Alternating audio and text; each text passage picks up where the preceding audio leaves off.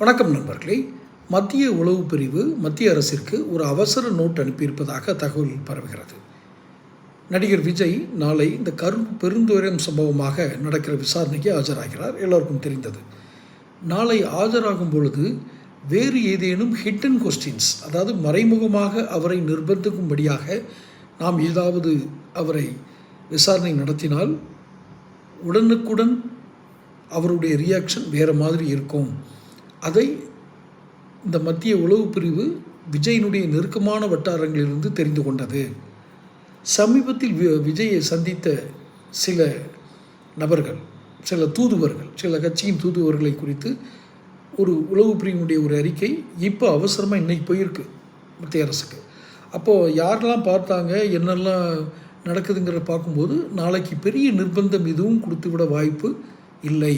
காரணம், இந்த நிர்பந்தங்களை நாம் அழுத்தமாக கொடுத்தால் அரசியல் திசை வேறு திசையில் மாறிவிடும். தமிழக அரசியல் தேர்தல் களம் வேறு திசையில் மாறிவிடும். நாம் இதுவரை செய்ததெல்லாம் தலைகீழாய் போய்விடும் என்ற ஒரு அச்சம் மத்திய ஆளக்கூடிய அரசாங்கத்திற்கு ஏற்பட்டிருக்கிறது. அதனால் சிபிஐயில் உண்மையிலே நீங்கள் கேட்குறதுக்கு நிறைய ஒரு இருக்குப்படியான கிடுக்குப்படியான கேள்வியெல்லாம் இருந்தாலும் கூட இறுக்கங்களை தளர்த்தி கொள்ளுங்கள். காரணம், வந்திருக்கும் ரிப்போர்ட்டோ அப்படி. நீங்கள் பாட்டுக்கு ஏதோ ஒன்று கேட்குறேன்னு சொல்லி கேட்டு அது எங்களுக்கு ஒரு பாதகமான தேர்தல் களத்தையோ அல்லது பாதகமான தேர்தல் முடிவுகளையோ தரக்கூடிய அம்சமாக மாறிவிடக்கூடாது அப்படிங்கிறதுல பார்த்துட்ருக்கிற மத்திய அரசுக்கு ஒரு எச்சரிக்கை வந்திருக்கு. காரணம், அந்த ரிப்போர்ட்டு நிச்சயமாக அவங்க மதிக்காமல் இருக்க முடியாது, கண்டுக்காமல் இருக்க முடியாது. அதனால் விஜயை சமீபத்தில் சந்தித்த பத்திரிகையாளர்கள், மூத்த பத்திரிகையாளர்கள் சில கட்சியின் சார்பாக சந்தித்திருக்கிறார்கள் என்று இப்போது தான் அவங்களுக்கு தகவல் கிடச்சிருக்கு.